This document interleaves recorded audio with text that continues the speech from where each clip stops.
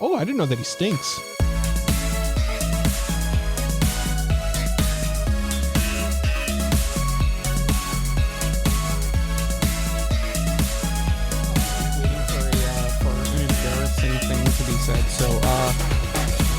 I ripped my pants while Mari Crombo Weebs. My name is Cole. His name is Mike. His name is Jay. We like anime, and this is episode 152 of AniPro. On this week's episode, we are doing stuff. We're doing a bunch of stuff today. We're gonna touch on the news a little bit. It's been a long time since we dove into the newsroom. We got to shake off those cobwebs. We're also ruining children's birthday parties today, so that should be a good time. Look forward to that. Of course, before we get into anything, I would just really implore you all to please leave a like, subscribe, tell a friend about us. It would help us out big time. And of course, before we get into anything else, the most important question of the day, how are you both doing? It's been so long. I saw you both yesterday. Jay... As the person who we thought would buy the most stuff yesterday at Comic-Con, and walked away with more money than any of us. Yeah. How are you doing today? Very tired. I just got back from work and I am exhausted. It was a very busy day today, so lots of running around and not a lot of time for respite. Respite. I like it. Respite, yeah. I hear you. That's me usually every week on a Friday, coming home from work, the busiest day of the week. So, Jay, I sympathize with you. Yeah. I sympathize. And I move on to Michael. Oh, well. Well, there was... It sounded like Jay was done, so... Yeah. Well, let me tell you, my day is pretty well the same as Jay's. I woke up. I had a visit with my father-in-law and their family. They wanted to come see the baby, you know. Gotta see the so baby. We had that, and then since then, I have either been taking care of said baby or frantically doing homework assignments and such for my computer class that I'm doing. So that's basically my whole day. And then at some point I realized, oh crap, I have to record soon as the day melted away below me. And then here I am. But we did go to Comic-Con yesterday, and I am still a little tired from that, but that was a lot of fun. And Cole alluded to Jay not spending a single penny there other than on a beer. But our good friend Nug Deep, good friend of the podcast, did blow some fat wads on Pokemon cards. It's absurd amounts of money on Pokemon cards. Yes. I felt bad. I asked him, where did you get this? We need to go have a chat with this guy, because he clearly ripped you off. And then he never said say that to him? Yeah. For the listeners, he bought 2 graded slabs, like Pokemon cards in like the little plastic case with like the actual grading on it and stuff. And I think he spent like hundreds of dollars on these things. I think it was 2 cards, and collectively it was over 200, I think. Yeah. Like and one of them was like 160 and the other one was 80. Yeah, but they were like some kind of like Japanese not one of a kind, but very rare limited edition cards of some kind. One was a Pikachu, one was a Mew, I think. They were neat cards for sure. There's a lot of money to spend on cards encased in plastic. Yeah. I just hope he doesn't like take them out of that. No. Nug Deep's a collector. He knows better than that. He knows. I'm a collector of manga as well, and you guys give me a hard time about it. So, But you don't encase them in plastic sheathing, do you? No, I have them behind me.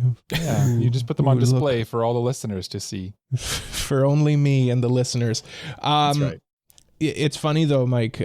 You weren't with me and Jay and Cody Bot yesterday. When we were walking around, we found a place that was selling individual Weiss Schwartz cards. I saw that place, yeah. Yeah, and there was one, it was a Japanese Gargura card. It was $1,000. Like, who's going to buy that at Comic-Con? Yeah. But they were graded, I think, weren't they? They were graded, yeah. Yeah, for that amount of money, you would expect them to be. But I mean, like, what Nugdeep spent, is expensive, yes. But you're at Comic-Con, you know, you're there People to spend that money. money on things, yeah. Yeah, $1,000 though, dropping $1,000 Yeah. on a single will, item though. at Comic-Con. At the same Someone does. time, like it's like the cards Nug Deep got were like they had this like it was its own thing rather than just being another card that you could find in like a random pack. Mm-hmm. Mhm. Whereas like the Gargura card, it's just a Weiss Schwarz Gargura card that you can pull. Yeah. And I mean, like, to bring that, like, even from the business's standpoint, like, why would you want to bring that to Comic-Con? You know? Yeah, it's like I wonder who would buy that, especially like in our city, a notoriously cheap city. Mhm. It's surprising. Yeah. And I feel bad though, Cole. I didn't ask you how your day was. What's going Oh, on? no, with you? that's okay. That's okay. I was just kind of trying to talk about Comic-Con a little bit more. We I can get spent back a little to bit. Comic-Con too. I spent a little bit of money at Comic-Con. I only bought 2 figures. I was good. I think I was in and around my $100 budget for That's good. yesterday. I was pretty close to that too. Yeah. Yeah. So that was good. Mike, you bought that toque. I bought this toque I'm wearing on. If you're watching the YouTube video, you see, and it says casual. Sorry, a toque is a beanie for. Oh, for that's those right, of you beanie. Yeah. Who don't. Yes. Call it a Sorry, beanie. Canadian slang. Forgot that toque is a Canadian term. Anyway, yes, I got this toque from one of the vendors there, this beanie there, and it says casual weeb on it. If you're watching the YouTube video, you already know that. But I felt it was just very fitting, and I figured I'd wear it on the podcast immediately after. If I kept the tag from who is some very nice person made it, I think they're local. I could be wrong. I think so too. I've they seen were them very. before. Yeah, they're usually at the anime convention as well. Yeah. But yeah, how was my day? I don't know. You All I don't did know? All I did was play Cyberpunk. I kind of had a similar thing to Mike where I was playing Cyberpunk, and then realized we had to record in like an hour. So I frantically showered. I ate food, drank some water, and now I'm here. You did the old like thing that happens after you've played like a good gaming session where you kind of just like and you're like blink for you blink for the first time in like 6 hours, and you're like, I have like human functions I must attend to. that proverbial bubble literally bursts and you're like shot back into reality. All of a sudden it's like yeah, no, it's like legitimately like you like get like electroshocked. It's like, oh God. Oh. No, why did I do this? Why I should did I have do like this? had a walk midway through the day or something. Yeah. But no, just straight Cyberpunk. So the Cyberpunk obsession is continuing. That's your hyperfixation these days. Yeah, it's continuing. I got the Phantom Liberty DLC, and it's basically like half of another game, right? Like it's a Borderline sequel. It's funny you say that though, because like a lot of the time, if they were to release that as a regular game, people would be complaining like, oh, it's just Borderline DLC. Well, it's similar to like the Miles Morales Spider-Man game. I would say like they could have just done that as a DLC for half the price of a regular game. And I feel like if CD Projekt Red released this as like a full game, that wouldn't have gone well for them. Like they had to recover their PR that they lost from the release of the game. So to release, like they gave everybody who had the game the update, the 2.0 update that changed everything. And then you could purchase the DLC for $30 or whatever. And it's money well spent so far. I've put in an extra probably 15 hours into the DLC portion, and I'm almost done. One day. No. That's been like it's been all week. It's been a week, which still isn't. That's a lot of time in there. That's still a lot of time. But not one day. Yeah. But yeah, I'm getting my money's worth out of that. That's good. I would suggest it. I think I prefer that strat. Like you kind of going back to your first little discussion point there, where you said it's It's basically like half a game worth of a DLC. I think I prefer them doing that as a DLC over a full release like Miles Morales was. Because if it doesn't add to the engine in any kind of like meaningful way, and it really like, if they could just port some of the stuff over to the original game and then just call it call it a patch and a DLC, to me that's the better way to do it, because you'll get more people paying for it. You already have people. The only thing is, I think more people would pay for, like, they'd make more money off putting out as a different game. I think you can purchase like Cyberpunk, whatever the DLC is called, Phantom Liberty or something. Phantom Liberty as like a package. Okay. So like you can buy it not all like as a standalone one game. But you either have the game and you get the DLC for the $30, or you just buy the game with the DLC at full price. Right. Yeah. Now. And yeah, honestly, I think that's like, I mean, I'm famously quite a cheap gamer, and like my preferred way to buy things is like, I'll buy the Game of the Year quote unquote edition, and then you get all the DLC with it, and it's all patched and fixed and stuff. But like, I feel like they don't do that anymore. It's kind of like, it doesn't happen as often. Yeah, I'm trying to think of like when the last Game of the Year version of a game I bought. They don't do that anymore, do they? I don't know. Like maybe Nier was the last one I can think of where they called it Game of the Yorha. Is there a new version of it though? Even because I don't think there is. I think I think they were just like the release of it. Here, you know what? How about instead of doing these like bargain packages, you just pay full price for both things? That's what they said. Yeah, well, I think that's where we're at. Yeah. But yeah, Cyberpunk, I think I've said this once before during my last revisit of Cyberpunk, but now even more so. Like, if you dabbled in it when it first came out, like now it's fixed. Yeah, it's fixed. Like if it came out in this condition state, it would have no complaints. There would have been no complaints. Maybe a few complaints. There's always complaints. I mean, like I think you said, it's still a little buggy. Just because it's a Bethesda game, but it's exclusively buggy. It's a CD Projekt Red. Yeah. At the same time, like Witcher 3 was very buggy when it first came out. So it's the same engine. Like it's an in-house engine. And the good news is for I think their upcoming games are going to Unreal. So hopefully that maybe stabilizes the game a bit more too. I don't know. They did a good job. We'll find out. Think. Yeah. We'll find out. Anyway, what do you guys have news stories you guys want to talk about?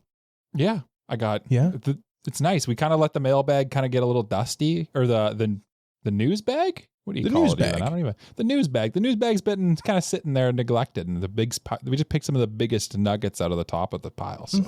We each have one, and well, here we go. Anyway, live from AniPro Studios, the news. I always forget that we have Shazana reintroducing the news. That's Yeah, throws me off every time. Hey, speaking of Cyberpunk, let's lead off with my story because it seems appropriate based on how much I was talking about it. Cyberpunk Anime coming from Netflix and CD Projekt Red. Netflix and CD Projekt Red are returning to Night City for a new Cyberpunk animated series. The two companies announced at Netflix Geeked Week event. Details are scant at this point, though. Basically, all that they've announced is that they are working together again on a new animated series. Don't know the studio, other than that it's Netflix Animation Studios.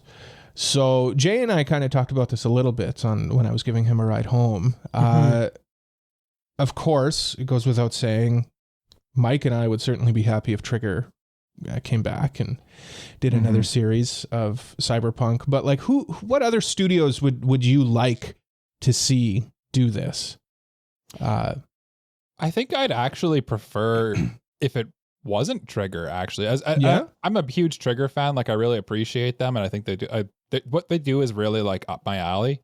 But I kind of like almost Star Wars visioning it a little bit, where they do choose a different studio, and you get to see like a different story told in a different art style and different way of storytelling. You know what I mean? Yeah. I could see that. You don't mean like Star Wars Visions where like every episode is a different studio. No. I just mean more like you break it up to different studios, but like not in the usual crappy way where like the anime gets a different studio because the old studio didn't want to do it or something and it just gets farmed out to some cheaper studio. But like they give it to a different studio and say, hey, let's see what you can do with this. Yeah. I would like that too. And that being said, like, of course, Production IG would do like a terrific job. They're probably the one we would have gave this anime had Trigger not done the first Cyberpunk anime. Yeah. They're like the natural fit, I'd feel. Yeah. Or Sunrise I could see as well. Again, just like that kind of sci-fi futuristic vibe that we got. Isn't Sunrise owned by Bandai Namco though? Like, just think of it on a logistic level. Like, I'm curious if CD Projekt Red would be okay with giving it to another game development umbrella. Yeah, that is true. I don't know. Just throwing names out there, you know. Yeah, no, I know. I'm just thinking of it on like Jay really just actually do basically. Yeah, I like it. I'm just spitballing my thoughts, but like, I don't know. Realistically, I don't know how that would work, but. Okay. Well, why don't you spitball some thoughts about some studios that you think would be a good idea? I mean, like, you've got the obvious ones, like Madhouse. Madhouse would be good, actually. I think they'd do a kind of... I feel like Production ID is kind of the boring choice a little bit, because, like, you kind of already know what it's going to be. It's going to be basically Psychopath. Ghost in the Shell. Or Ghost in the Shell, yeah. Yeah. But, like, I feel like, Madhouse could do something cool with it. I like that take, Jay. That's a good one. Yeah. Do you have any other ones you think that you'd like to see with it? Well, what about you, Mike? Yeah. You didn't say any. Didn't I? Oh. No. You said why you wouldn't want Trigger to do it. Why? I mean, in my heart of hearts, I feel like Science Saru would do a decent job as well, just because they've kind of gone down that path a little bit, and they are sort of triggery is the problem. But Jay teed you up for that one. He left that sitting there because he said that one yesterday in the car, and I don't know why you didn't say this right now. Well, I feel like it's a natural one. I feel like the only thing with Science Saru is they tend to be a little more zany, whereas Trigger does have that darkness to them sometimes, whereas Science Saru not so much. Generally, I feel. Is that me or was that you? Well, I don't know. There's been lots of noises. I don't know. I don't know if it's my daughter or the cat or one of us. There have been a lot of noises going on. This has been a disturbing episode so far. Yeah. Are we sure this isn't the Halloween episode? No. Science Saru, I like more now with Dawn to Dawn coming out. Like I was talking to Jay about it yesterday, and like Science Saru to me always had like kind of an overly artistic way of doing anime. Why did I say it like that? Anime. Way of doing anime. Do you know what I mean though? Like, I know what you're saying. They had that Masaki Yuasa style that they always had, and it was kind of very cartoony. Which is totally fine. Like it works even in a dark setting, like Devilman Crybaby. But like they've proven to me that they can be a little bit more by the numbers, which I think still kind of doing their own thing at the same time. But yes, yeah. Because before Dawn to Dawn, other than Devilman Crybaby, they didn't really do much heavy stuff or dark stuff, or I guess of this art style, which I feel like the Dawn to Dawn art style would suit Cyberpunk, but like the Scott Pilgrim art style definitely would not, right? But I mean, maybe they could make it work. I mean, I would not have thought that Trigger would have been able to do like what they did. Yeah. Like Edge Runners was such a like emotional story, and when you think Trigger, it's usually not that type of studio. Usually they're a bit more fun. Where Edge Runners was like, it was almost like they were doing something to like prove they could. It's kind of the feeling I got. Yeah, which I totally 100% think that Science Saru could do it. So I am a bit more on board now with them than I probably would have been even 3 months ago. Yeah. the other one I could really see is Mappa. Mappa would do a good job with it as well. That's the one I kind of intentionally left on the table for you. Mappa to me now is kind of like, they'd still do really good quality stuff, but I feel like they specialize in this sort of thing a little bit, where they adapt something and it's kind of like vibrant and interesting, but still has like kind of a bit of a dark tinge to it. Like they've gone away from like the Jujutsu Kaisens and stuff like that, and they're doing like the only sports anime or whatever right now. But yeah, I feel like they still got that zeal in them for something like this. They're like a super A1 in my mind. Like A1 studio would do this and it'd be kind of just mid. But I think Mappa would do it and it would be like, oh, that looks really good.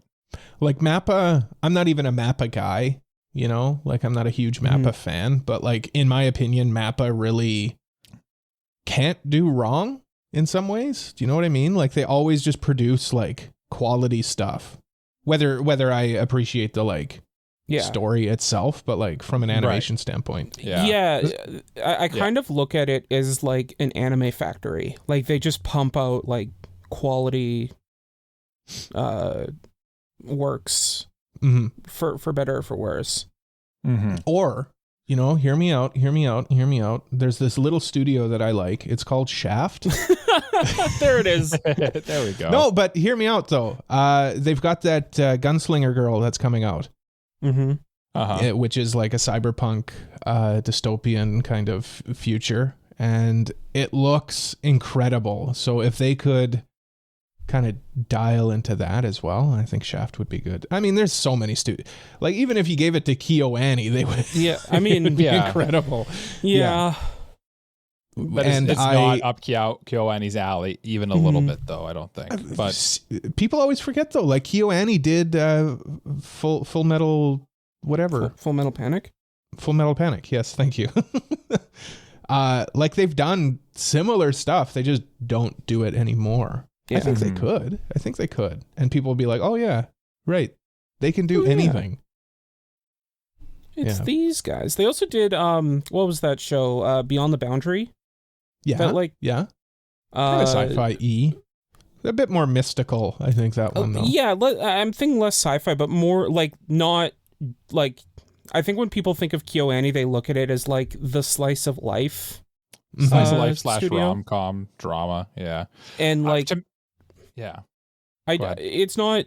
Like, they can do other stuff. It's just, like, that's mostly what they'll do.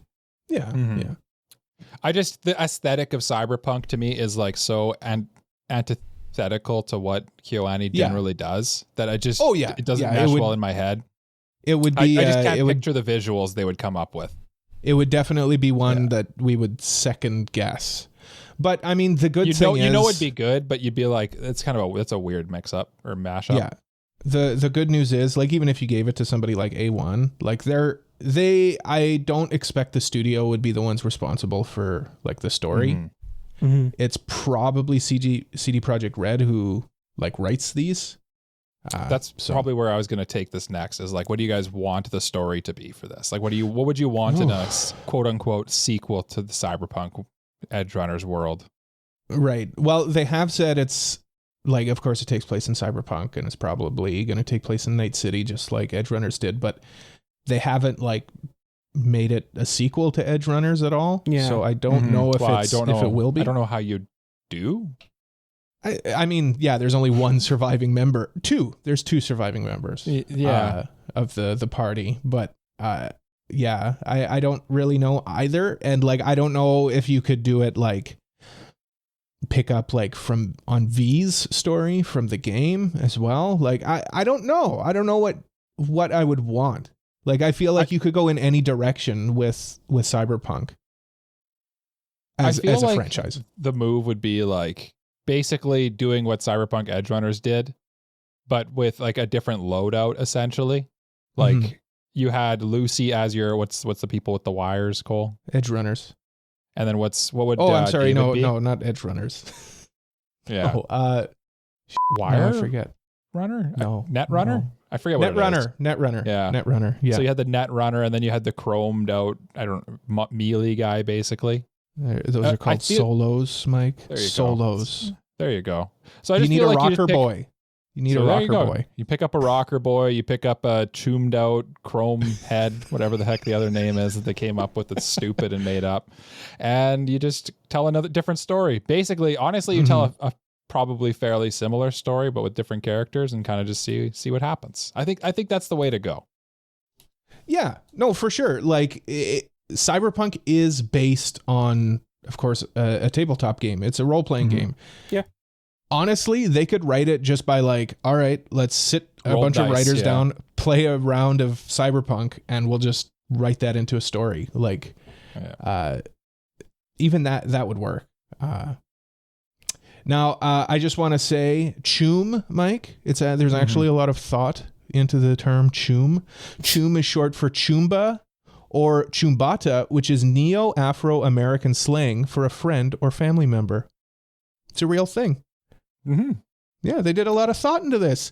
I won't have you say it was just made up. Why don't you tell me your news story now? Well, speaking of other things that are made up and franchises that we're fanatical about, Cole's obsessed with Cyberpunk right now. I'm obsessed with Pokemon. And the company that created Pokemon is Game Freak. I have a question just Cole before we move on to this disturbing Go ahead. story. Yes. Mike, how's your playthrough of Arceus going? I've completed Arceus. I think I've given up on meeting Arceus though for now. I don't know if I'm going to go through the effort of catching all the Pokemon. And I don't know if I can be bothered to do it. I have a lot going on right now. It's a lot of time to commit to something so frivolous. But otherwise, I beat the game, other than that one last task. Okay. Very good. Okay, so Game Freak had a leak in August. Okay. Yes. That they found out about they found out about it back in August, and there was some time before, obviously. And they leaked over 2,600 items of personal info about their employees, along with countless game files. And essentially, this happened... So did they leak anything about my favorite Pokemon that could do no wrong, absolutely no wrong, Typhlosion? Well, we'll find out. Now, I do just want to say, very unfortunate for these employees whose information was leaked. Yeah. Basically, they got doxxed, yeah. Even more unfortunate that nobody cares about their personal information because we're so fixated on these lore leaks. Now, they're not canon. These thankfully. poor employees are like, oh God, my SIN number's out there. And we're like, tell me more about Typhlosion. Wait, what about Typhlosion? They did what to Octillery or whatever? I'll get to the weird lore leaks in a little bit here. But curiously, I just wanted to point out that they knew about this in August. Then they prepared a statement on October 10th, which is when the leak started happening. So I don't know how good you guys are with time and math, but that's months. It happened. Well, they didn't tell anybody for months. Yeah, but you don't want to subject these leaks to the Streisand effect, right? You don't want to. Yeah. So if they talk about it in August, everybody's gonna be like, "Oh, we got to go check out those leaks." They were probably just hoping that nobody would notice. They probably went through a team of lawyers, had them prepare a speech for them, and then. I think they didn't do anything until the leaks started coming out. I genuinely believe that. I think what Cole said, and here's my bit of proof I have. They had a statement ready for release on October 10th when the leaks were starting to happen. That statement was not released until the 13th. I think that 3-day window was their lawyers looking over the statement. They probably had internal stuff, of course, to notify their employees of a leak. But they probably said, do not bring this to the public because if we do, everybody's going to be looking at it. And hey, guess what? We are. We are really looking at it. So I wanted to talk about some of the highlights of this before we got into the lowlights, the weird stuff. Okay. Let's talk about some of the cool stuff. Okay. Pokemon Legends Z to A. It's the new Arceus game. It's kind of confirmed that it was supposed to release in this year, but it's pushed back till next year, and it's going to be for the current Switch. So that's just interesting. It just kind of talks about there's going to be Mega Evolution back. That stuff's exciting to Pokemon fans like me and probably Jay as well. seeing it's back in Kalos and stuff like that. Let's check on Jay's excitement. Yep. As he stares stone into the monitor here. Okay. All right. More exciting than that, though, is there's a game in development with the codename Pokemon Gaia, also known as Gen 10, ladies and gentlemen, ladies and gentleweebs. And it's in development for the Switch 2. So I think this is the first official confirmation, as far as I know, that there is officially a Switch 2 coming. Like is it official? Well, is it an official confirmation? The president of Nintendo tweeted out like months ago that we're going to see the successor to the Switch sometime in the next fiscal year. Jay, you're going to get the next episode of AniPro sometime next week. Well, we know like that confirms that it exists. We just don't know when we're getting it. Yeah, but you can, I would expect them to release it. Of course, Nintendo's going to put out another console, but like we didn't realize it was going to be the Switch 2 is the reveal here, I think. I don't know. That's also just like it doesn't. I don't think calling it the Switch 2 in a leak necessarily means that that's exactly what it is. It's not exactly this. It won't be exactly the same. Nintendo likes to do weird stuff. It's the follow-up to the Switch. Yeah. But it did also say that there also in the files was like stuff pointing towards a current Switch version as well for this game. So it might be might be dual system, which I think would be the first Pokemon game on 2 systems. They did Mystery Dungeon on Game Boy, and that's not a real game. Jay. Yeah, no, main game, Jay, main game. You didn't say main game. You just said Pokemon game. Okay, that's not real. Okay, actually, I was corrected. It was not. Jay, the only when Jay Pokemon gets tired, game. Actuallys. That's his move. Yes. And the other cool thing is they've announced that not announced, but it was found that the region is going to be like an archipelago.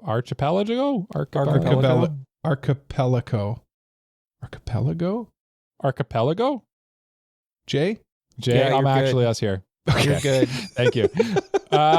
Which I think is cool. I feel like we haven't had the last couple regions have been very landlocked. I feel like I'm ready for some water. I feel really like I'm ready for some water. That, Too much water. Well, even like Sun and Moon, which had like multiple different islands, like it was still kind of like it took you on a tour throughout the multiple islands. So I hope they stray away from that. Yeah, it was like multiple islands, but you basically got teleported between the multiple islands. Yeah. So it really wasn't multiple islands. Yeah. Yeah. I hope it's not that, and it's more multiple islands, but Scarlet and Violet. I hope it's Wind Waker Pokemon version. That'd be sweet. Just tiny little islands all over the place. I hope that it's a cyberpunk dystopia taking place in a neon city. Well, wet ground. Pokemon Legends ZA is confirmed to not be in the distant past, but it's just like around the time X and Y happened. So like it's in the distant future, the year 2000. Yes, exactly. The year 2013. A couple more quick reveals here from the leaks. There is an 8-episode Netflix live action Pokemon series that's being developed. Curious, very curious. I don't know what that means. There's no details about these next 2 things. So like that's certainly curious. I feel like it could be good. Could be Detective Pikachu. Exactly. Detective Pikachu. There was also a Detective Pikachu 2, but like that might be canceled. But like, I feel like Detective Pikachu showed they can do it. So I'm curious. And with the Netflix budget, like Detective Pikachu was horrible, but like it was it's fine. I didn't like it. I didn't like that movie. It was fine. I didn't like it, but I'm not the target audience. Yeah, it was Pokemon very fan service. It was very fan servicey. And for me, I'm like, give me a story I care about. Nope, it's not that cool. Nope. It's a children's story. It has. I think that Nintendo kind of realized that the formula for a good or enjoyable video game movie is not make a good story, but rather make fans of the thing have a good time. Yeah. And kids. Because kids, frankly, when they put out movies that are targeted towards kids are the moneymaker. Like, you make so much money off of basically people bringing their 3 children to movies. Well, here, let's just say I want to go see a movie, right? Yeah. I want to go see Dune 2, Electric Boogaloo. Yeah. I go see it. I buy my ticket and go. Now, Mike, your daughter in a few years, she wants to go see the Pokemon Detective Pikachu 2. Mm-hmm. You, your wife, and your wife daughter. and your daughter all have to get individual tickets. Mm-hmm. Not to mention if she wants to bring a friend too, then we got, it. And then after that, being like, oh man, this movie was so cool. Let's buy some toys based off the movie. Mm-hmm. Exactly. It's just, kids are just money makers for these big companies. It's really dystopian and cyberpunk. Having a kid's just one big money making scheme by the corporations. Yeah, the corpos to make suckers buy more stuff. Mm-hmm. Mm-hmm. Yeah, that's what it's all about. Yeah. It's a capitalist scheme. It's a capitalist ploy. One last capitalist scheme by Game Freak here is they have a movie coming out, and it's announced. It's kind of revealed to be. It only has the original 151 in it. Okay. Mew is the main mythical in it, and it's set in Kanto, which is the Gen 1 region. Okay. I feel like that could be good. That could be interesting. That could bring a lot of people back in. That I'm more interested in than the live action stuff. Cole is like for the listeners, Cole is like a Gen 1er. So as soon as Gen 1 mentioned, Cole rises. Well, and I just mean I like Pokemon as an anime. It's the live action. I'm still stuck in my ways of saying that live action adaptations don't work, and I refuse to accept that it is possible. And that'll be the end of this discussion. Old man shakes fist at cloud. You've said it perfectly, Jay. Let's get into the weird lore. This is what people have been waiting for. Yes. Wait, there's one more. Wasn't there a multiplayer game that people thought was an MMO but not an MMO? Yeah, there was. It was. I left it out because I was like, I didn't care about it. It's basically from the leaks. It sounds like it's basically Pokemon Splatoon. Yeah, it's like a first-person shooter within the Pokemon world. That could be cool. It could be cool. I don't care about it. It's like Pal World, but with Pokemon for real this time. That's why the Pokemon company sued Pal World earlier because they were working on it. They're like, you beat us to it. Yeah, you beat us to it. What the hell? Okay. Yes, you're right, Jay. People will buy that. I could see that being fun. I could see it being a lot of fun, especially if it's multiplayer. Yeah, that'd be sweet. Yeah, blow people away with my Typhlosion flames. Pokemon Unite was fun for Pokemon Unite a day. Is fun. Yeah. I haven't played in a long time. Okay, weird lore time. Okay, Jay, you said your favorite Pokemon ever was Typhlosion. Is that true? Yeah, can't do no wrong. He probably the coolest guy in the world. Yeah, he's really cool. Yeah. In the most baffling section of the leaks from this company, they found some old documents that were meant to be basically lore for background knowledge for the people making the games to be keep this in the back of your mind when you're making this children's game. They were like, this is important information that for you to know, but the person playing the game not to really maybe know. So they're very long and very confusing, and they're translated by, I think, AI. So they're translated really poorly, which I think maybe adds to it a little bit, adds to the weirdness and jankiness of it. Mm-hmm. But what I've done is I've taken two of them, the Typhlosion one and the Octillery one, and I've summarized them. And I'm going to read you guys the summaries that I've written here, okay? And you guys let me know. Let me know when you want me, if you have any reactions you want to share as I go through the summaries here. Absolutely. Okay. So the Typhlosion one begins.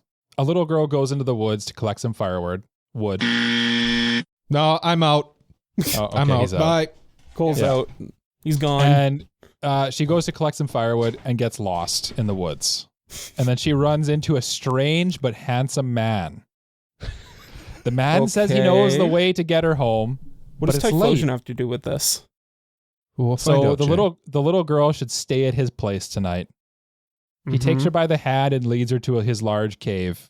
And then he's like, this is my home. You can stay here tonight. And then tomorrow I'll take you. And then before he goes to bed, he goes and gets a bunch of red nuts and tells her he's going to eat them and then go to sleep. And then right before he goes to sleep, he tells her, listen, if you wake up before me, don't look at me. Then he goes to sleep.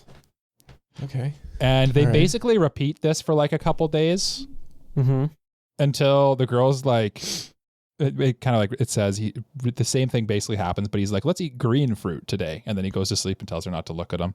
And then the little girl's like, I want to go home. So he hits her on the head, causing her to forget about her family and home. Okay. And shortly after this, the girl comes to realize that this man is a Typhlosion. What the Okay. All right. Jay, how did That's you not my pick up on that? favorite Pokemon. Well, he hasn't done well. anything weird yet. Yeah, he's just abducted this girl. He's helping her Yeah. live, I guess. Yeah. Yeah. So they continue to live together for like a while until one day the girl wakes up with a child in her arms. Okay. Yeah. Okay. All right. It's Whose kind of child implied is that the this? child is hers and Typhlosion's baby. Oh, okay. Now you can say that, Jay. Yeah. Now you can. Yeah. That's All right, my thank- favorite Pokemon. That's 3 bleeps I got to put in Yeah, the last. you're making Cole work. Guy 2 cannot minutes. censor himself. So then a few days later, the Typhlosion kind of says to the girl, he's like, your dad's looking for you.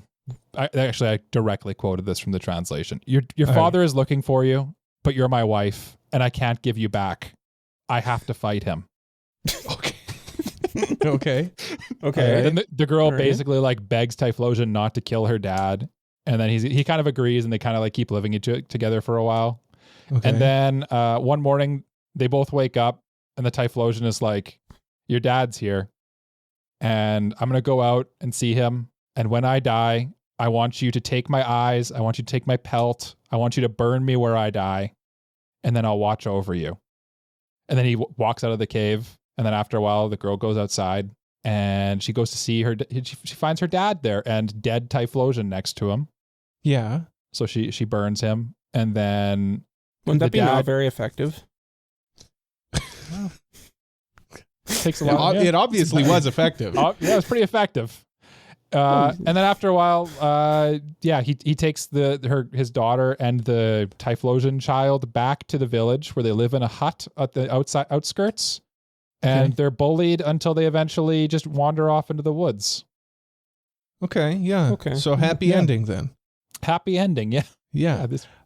Interesting. Still a better love story than Twilight. Ha ha ha. Okay. True.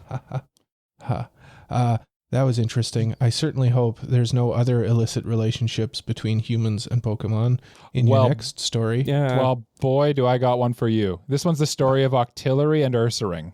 Oh boy. Okay. Do you know which Pokemon those are? I do, and it totally makes sense that those would be in a related story. Yeah, exactly. Let's move on. Let's keep tell me about it. This one will be quicker. Okay. So a guy's walking on the beach and he finds an Octillery. Okay. He's like, that's a cool Octillery. He bangs it. Throws it back in the ocean. Well, yeah, he's got to get as that. you do. As you do. As you do. Octillery. Yeah. Yeah. So then he goes back the next day. Same Octillery's on the beach. Wants some more loving. Bangs it again. Throws it back in the ocean. And then after a while, he has a dream where the Octillery comes to him and he says, I cannot come to you, but I will deliver our child to you. And then the next day he's walking on the beach. I cannot come to you, but you can come in me. Hey-oh. He finds the guy walks on the shore, finds a little boy, and then he raises him until he dies. Okay. And then it says from then on, the young man is always lonely, is what it says next. Okay, sure. He lost his dad, basically, right? Yeah, okay. So then the young man's walking on the beach, and he sees a bunch of Sharpedo fighting. Okay. And as he walks up to them, they all jump back in the ocean, and where they were playing, he finds a sword. He takes it home from that point, okay? Okay. So then he's like, bang the okay, sword. I've got this cool sword now. I'm going to take it in the woods. And Okay. he goes into the woods and he stumbles upon an Ursaring, big bear Pokemon. Right. He takes the sword and cuts its mouth open, cuts its jaw cleanly open, and then he stabs it in the eyes and then stabs it through the heart. And he says, that was a lot of fun. I'm going to do that to 30 more Ursaring. Okay. He does that. And then much later, he stumbles into a den while in the woods. And the den belongs to an elderly Ursaring. Mm. And he goes inside. And then as he's there, he's resting. He's weary. Many more Ursaring enter. And then he notices they have scarred eyes and faces, and Oh no. they're very beaten up. And he hears them talking, but he just doesn't think much of it, and he goes to sleep. This guy's not very bright, first of all. Yeah. Like, what's going on here? Yeah. And then eventually the old Ursaring talks to him and is like, do you want me to take you home? So he's like, yeah. And then the old Ursaring takes him home. Very anticlimactic part there. Okay. And before she takes him home, the old Ursaring's like, you got to put down the sword. You got to stop killing Ursaring. You have to basically leave this behind. And he's like, no. Yeah. So he doesn't leave the sword behind. Okay. And he goes home. And then when he finally gets home, he basically continues his life. He tells everyone the crazy story of what happened. And then he goes out into the woods. Or no, he's walking on the beach. And on the beach, he sees a little teddy Ursa, baby Ursaring, right? Hmm. He looks down. He's got his sword. He chases the baby teddy Ursa into the woods with his sword. Okay. And surprise, where he thought that the teddy Ursa would be, a big Ursaring comes out. And he's like, oh, I know what to do with you. And he goes to pull out his sword, but it gets stuck. And it won't come out of the scabbard. So then he has to rest. He tries killing the Ursaring with his bare hands, and they both strangle each other to death. Okay. The end. So this is okay. Yeah. These are very like Brothers Grimm fairy tales, you know? Like They're not even what like was fair. What's the point? what was the point of that? Yeah. I don't know. Why did he have to be the offspring of some guy who couldn't keep it in his pants and some octopus Pokemon who couldn't stop Why not? getting some? Like what was the point of that? And then just to add to the confusion, he goes around and he just loves stabbing and slashing big bear Pokemon. And then in the end, he gets strangled to death by one of them. Well, you know what, Cole? Sometimes people wake up and they come up with just the greatest pieces of media ever made. That is true. And then sometimes they come up with these backstories.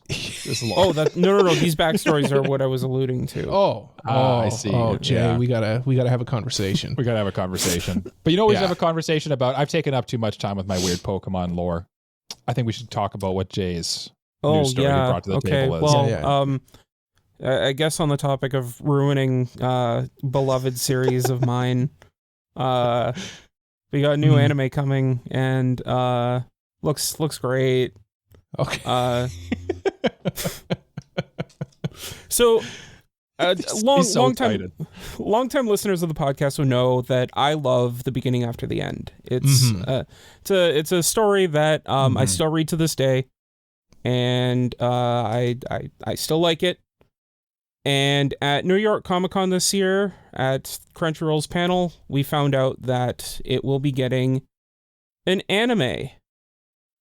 That's well, I exciting. mean, I'm sure Everybody likes like, when their you know, favorite series gets initial- an anime. Yeah, initial response, pretty exciting.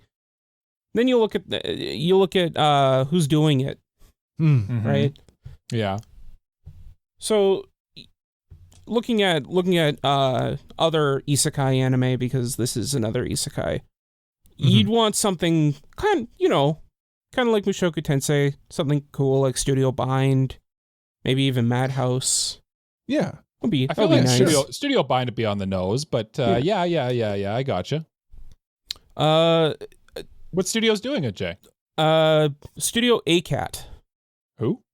That is a very good question. Okay. Well, I mean, it's okay, Jay. Like that's one thing. Yeah. There's It's just a studio. We've had studios come out of nowhere and produce really good things. Studio Bind, for example.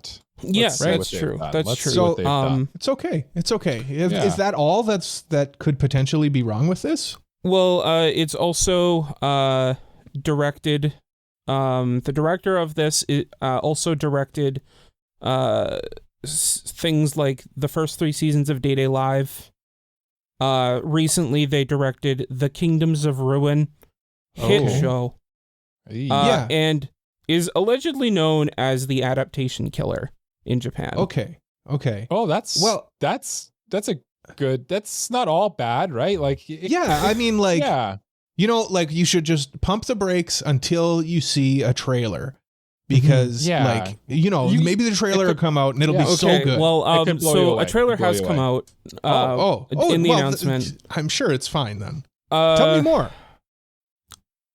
Looks like a PowerPoint presentation a little bit. Oh no. Obviously, we all know what's coming. Yeah. I watched it as well, and it was. How do I put this lightly? Not good. Not good. No. Not at all interested in it. Yeah.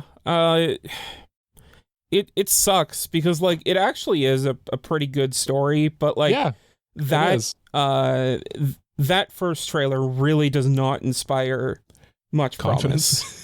Yeah. I mean, like the only hope I have for you, Jay, in this endeavor that you're going through right now is that hopefully the story is good enough that it's able to carry like poor animation and direction. That's the thing. I mean, the director also did Katanagatari, which I mean, to be fair, I haven't seen, but it's well received, pretty well received. And like all the other stuff that was done by the studio that's doing this is like random garbage stuff that like nobody really knows about or like talks it about. didn't have a chance to begin with, whereas this at least has like a chance with like a decent story. Yeah. So like I kind of have a little bit of hope that because this is like kind of the first like big name IP that they're doing, it'll probably be a little bit better than that other slop that they've done before. Yeah. And in the trailer's defense, like, I mean, this could all just be very early in the production schedule of it as well. So, yeah, because it's confirmed to come out, I think, 2025. So, like, 2025, we could be super early into it. Yeah. It's hard to say. Also, I guess to inspire a little bit of confidence, the author is an executive producer on the show and is, like, overseeing the story. So, like, there's a little bit of good. The one thing I am a little bit nervous about is he said like the first core, because it's a 2-core split season, and he said like the first core is going to be like 1-to-1 with the comic, like just straight adaptation, and then the second half is going to have some new stuff that isn't like is completely anime original. And anime original stuff is very, very hit or miss. A lot of the time miss. It depends on who's doing it. I mean, Maki Ine did a good anime original episode. Yeah, but like one episode. Yeah, it depends on who's doing it. Like if the original author is doing it, you can have a bit of hope, right? What if I told you the company producing this anime was the same company behind hit anime such as that I've drafted. I drafted a couple of their shows actually in our seasonal drafts, such as that time I got reincarnated as a vending machine. Oh no. Or Kami Arabi God App. Oh hell yeah! Kami Now Arabi we're talking. God App Season 2. Now we're talking. They did stuff like listeners and stuff. I don't know. It's not all doom and gloom. But the sun sure isn't shining for the big IGN fans right now. You can look at this on two ends. Like I said, this is the first time this studio's gotten like a property this big. Yeah. So like it could just be that like the stuff they've gotten before just wasn't good in the first place, so it was always doomed to fail. Or just they're bad at adapting stuff. There's no knowing. We've gotten literally like a 40-second trailer for it. So like, yeah. And there's people in this, I'm looking at the My Anime List page for it as well. And there's one of the things is someone saying like their last show they did, which is the strongest magician in the Demon Lord's army was a human, which we kind of mocked a little bit last season, but they're saying like the animation in that was actually pretty good. So like, I feel like there's a chance here. It has a chance. Yeah. And like I feel like the nature of the show is that it's kind of a semi-generic isekai at the start, but it's got enough to hook someone in quickly. Yeah. And frankly, Jay, you should be pumping your fist because as soon as this comes out, essentially this means that you can include Tessia Aeroleth in all of our anime character tournaments going forward. That's true. Oh, She'll be the next This is a huge Misato. win. Exactly. This is a huge win for Jay. No one will replace Misato. No. She's going to be alongside Misato. No.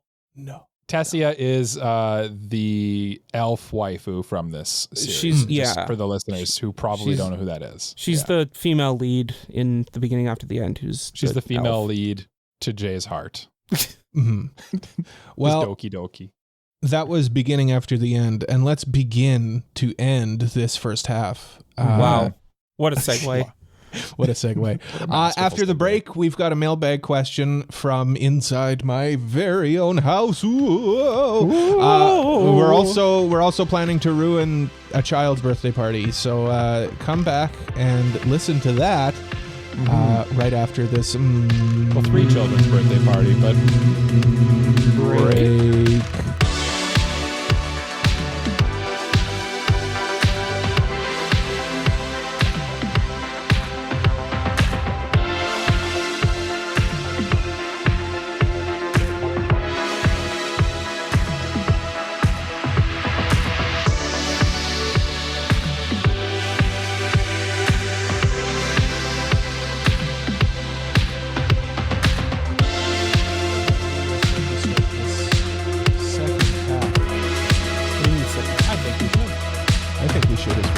Welcome back to AniPro. It's the second half. Thank you for coming back. Thank you for taking a break with us. Are you sure about that? I am. Are you sure about that? I am sure. I am sure. Yeah. I'm thankful. Yeah. But listen. Our first half ran a little bit long, so we did a bit of an audible at the end of the last half, and we decided we would hold off on the mailbag until this very moment. Mm-hmm. It's a tried and true now. strategy. I think we've done it 2 weeks in a row. It is. We have done it 2 weeks in a woe. Whoa. Anyway, here we go. Yeah. Okay, I'll stop. No more silliness, just seriousness. Yeah. Okay. It's time to be serious. It's time for the mailbag. It's mailbag time. If you got a mailbag question, you can send it to us over at our website, AniProPod.com/mailbag, or on our Discord. We've got a whole channel on there. Come to our Discord, by the way. It's a lot of fun. This one comes from CodyBot. CodyBot. Surfing surfing the web via the website. And he or they have a question, and it is as such: what is the AniPro Big 3 beep boop? Okay, what does that mean? Well, see, that's the question, isn't it? That's the question. So there's 2 ways we can approach this, and I think it would be worth maybe approaching it in both ways. Okay. So maybe what we'll ultimately have is 4 big 3s. So initially, we'll each name a big 3, like, we each get 1, right? Mm-hmm. So like a Everybody gets combined one. big 3. Right, Cole? And so, Everybody gets one. Say it. When we're saying big 3, like you're referencing like the Naruto, like the big 3, like how anime had the big 3 for the longest time. Yeah. Naruto, One Piece, Bleach, blah blah blah. Yeah. So that's one way of doing it. Or okay, the second way would be like we name 3 anime that like we all seem to be into. So like we get like an AniPro one and a personal one. Here I'll start with what like the first explanation. So the first one would be like one that each of us likes. So like my big 3 when I think of this would be like March Comes In Like a Lion, Attack on Titan for Mike, and Jay's would be Kino's Journey because he doesn't shut up about it ever. So like I think that would be like each of us gets 1. Say that'd Jay. be like the Everybody gets one. Everybody gets 1. That'd be like the like we each get to put forward a candidate. But I feel like if I were to picture the title AniPro's Big 3, I think it'd be a little more collaborative. I think it'd be shows we overlap on that we all love. Like I feel like Monogatari would be in there for probably the three of us. Okay. I feel like that would probably be in the big three. I would probably include. See, this is gonna be a weirder list because they're not as iconic of titles. But I feel like you'd throw Odd Taxi in there as like our solo, the only show we've ever all agreed on being fantastic, so much so that we all rated it a protagonist. Okay. As for the last show, that's where things get tricky. I'd probably go Sword Art Online, I think, just because it comes up like, honestly, like people don't talk about Sword Art Online really anymore, but it comes up a lot on here. I feel like that'd probably be I feel like that might be our big three in terms of things. Yeah. I like that. Jay, where do you stand on the issue? I think like for me, it would be like 3 shows where like we each like Cole and Mike have an overlap, me and Mike have an overlap, and then me and Cole have an overlap. Okay. Oh, okay. So like the me and Mike overlap one would be One Piece. The Mike and Cole overlap would be Attack on Titan. And then the me and Cole overlap would be like Monogatari or Fate or something like that. Probably Fate is what I'm I like leaning Jay. on. I like Jay's take, actually. Let's get real. What made us friends? What manga did we read? I think you're probably alluding Quince. to the one. Quince. I would also switch Monogatari off my big three for Quince because I feel like Quince, we all three of us love Quince. Yeah. I kind of like Jay's, to be honest. It's kind of like Jay's the best of our big three group of big threes. I like Jay's big three the best. I hadn't even thought of that option to kind of do like like the pairing overlaps. That really works. Yeah, it's I very like that. This Pokemon's this episode's been kind of Pokemon themed, and that's kind of like Pokemon starter strategy where like you kind of have like a triangle. And there's overlap between them. Yeah, I like it. Yeah, I like it. Yeah. Well, let Jay us wins. know in the comments. Yeah, Jay wins. Let us know in the comments what you think the AniPro Big Three would be. Yeah, I'd be curious to know what. Or tell us what in the our listeners. Discord podcast discussion Good question, channel. Cody Bot. Good question, Cody Bot. Well, he's got that big Cody Bot. robot brain. He does Lots have of that RAM. big robot brain, yeah. Lots of RAM. And Cody Bot will never listen to this, but good job, Cody Bot. He came to Comic-Con yesterday. I just want to say, he's not good with crowds, but he pushed through. And that's, I'm proud of him for that. Yeah, it's good to see him. Yeah. Anyway, let's get to our main topic. As we were alluding to, we are going to ruin a child's birthday party. But there's another hat. There's another hat here. So, ladies and gentlemen, for episode 151, of course, we got to talk about Pokemon. Yeah. But this is episode 152. So we missed the boat. Dang it. Well, we didn't, here's what we're going to do. Okay. Basically, and I hope we're all on the same page with this. Maybe we should have discussed this beforehand. But what I did was I picked 5 Pokemon from the first generation of Pokemon, and then I threw in 1 from Gen 2. That is... I was aware that we missed the boat. That was a bit of... I was playing up the bit a bit there when I was surprised by Cole's revelation. I knew this was coming. I knew we missed the boat. And I also included exactly 1 Gen 2 Pokemon in my list. Yeah. Okay, good. Jay, I have you 5. too? I have 5 Gen 1 Pokemon, 1 Gen 2 Pokemon.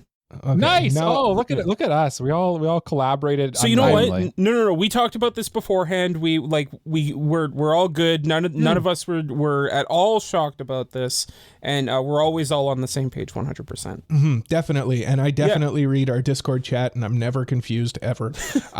True. I think the most important thing, because in addition to the Pokemon that we're gonna select and why we selected them and all of that, is whose birthday parties are we ruining? What's the scenario that we're walking into? Yeah. Like I picture it like we own, like, you know how like people like rent out like clowns and stuff for like kids' birthday parties, like that you can like hire someone to come run your kid's birthday party. I'm picturing like we are those people, and this is like our team of 6 that we bring. But here's the twist: we're actually Team Rocket Grunts.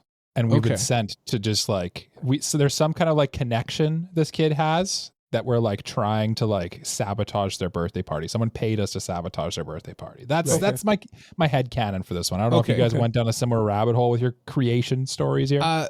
Well, I mean, ultimately, I think the end goal is the same. We want to ruin a child's birthday party. Mm-hmm. Yeah, as you always do. Yeah. My headcanon is basically spite. And I'm a very spiteful person. And that's where I'm coming from. Jay, where are you coming from on this? I'm kind of in a very similar camp to Mike. I'm ruining this kid's birthday party to accomplish something and also make a child cry. So just to be clear, you guys had to come up with a scenario where you guys like become evil. We had to justify it. Yeah. Me, in yours, you are evil. I am just me. Yeah. And I am me, and I have access to Pokemon. This is a fantasy of yours, basically, is what we've unveiled. I like it. Yes. Who wants to go first with the reveal of the child in question? I can go first. First. Okay. So my child's name, he's the son of a very famous like producer in the hip hop industry. Okay. And his dad's hired me to like put on a cool birthday party for him. Unlimited money, so obviously it's gonna be a pretty cool party, right? The kid's name is Poof Diddly. Okay. Yeah. Okay. All right. He's like a very like entitled brat. His dad is he's infamous in the music industry, and he's hired me to put on a little performance here of a birthday party for him.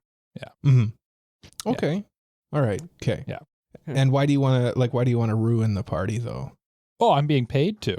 And frankly, he wants to he's paying you to ruin it? No. Oh, okay. Sorry. I see where you're confused. Yeah. Mm-hmm. So I work for this company, and little does the Mr. Diddley know that his son Poof is going to have a bad time because one of his rivals, 65 Cent, has paid me, a member of Team Rocket, to infiltrate this company and cause his rival, Poof Diddley, to have actually it's Poof Diddley Jr. is actually this kid's name. Yeah. Mm-hmm. He's going to have a really bad time because his rival, 65 Cent, has actually paid me, a member of Team Rocket, to cause this chaos at his child's birthday party. That's what's happening. Okay. All right. Okay. Yeah. Jalen, how do you justify your evil, wicked ways? I was hired by the president of Silphco to entertain his son and his friends for his birthday.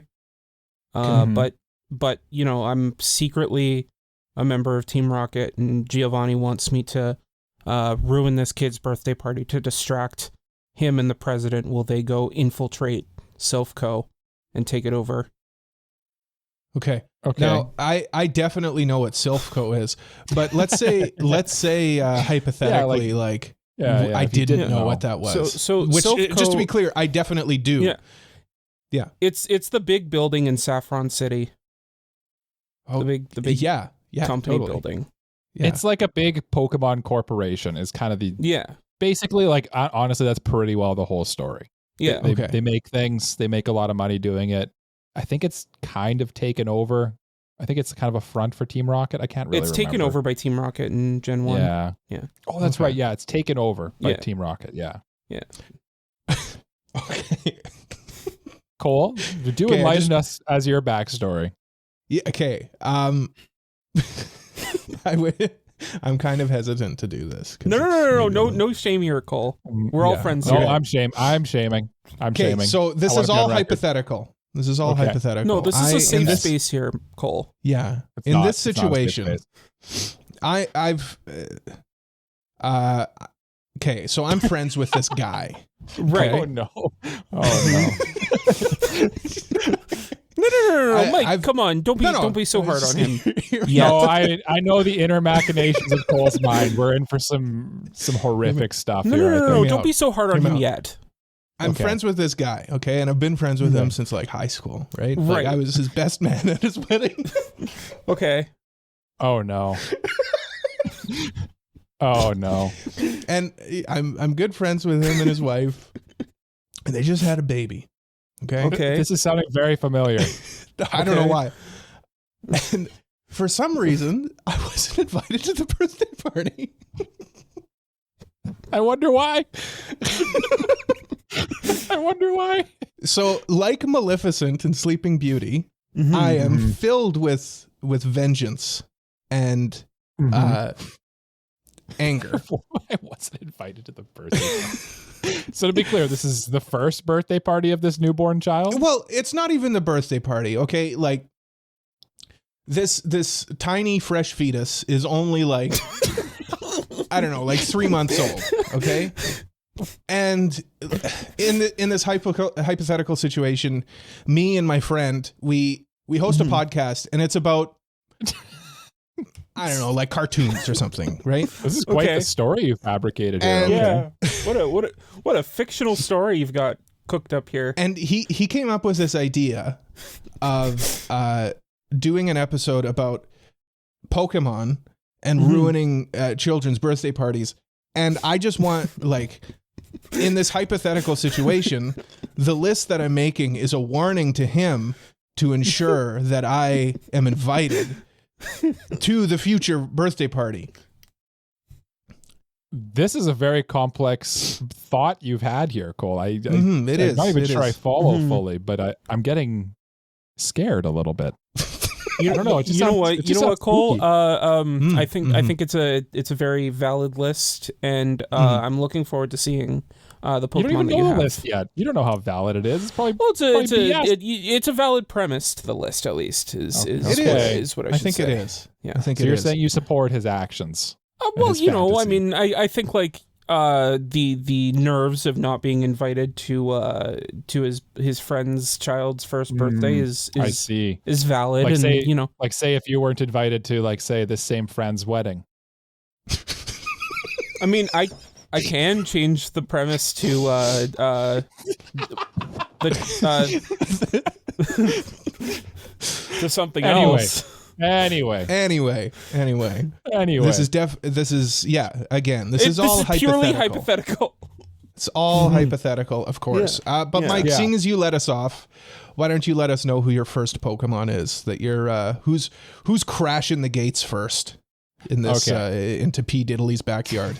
Okay. Well, no, we're invited in. He paid us to be there. No, I know. You Yeah, you came in. You're in your Hey, man, clown getup. Has nothing to do with the birthday party. You're just in your Of course. usual clothes. Yeah. I'm in my. I wake up in the morning. I put on the clown makeup. I go to work.